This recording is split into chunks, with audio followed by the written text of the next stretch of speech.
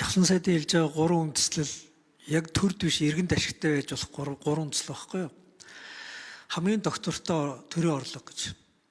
Эн чин иргэдийн халаасанд байгаа хамгийн найдвартай орлого нь багхгүй юу?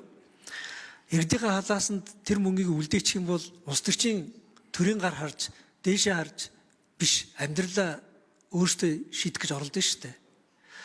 Хоёрт нь дахиад энэ нөөцтэй холбоотой асуудлыг чинь дагаад хүний мөнгийг аваад дарга гар дээрээ шажигнуулах юм уу?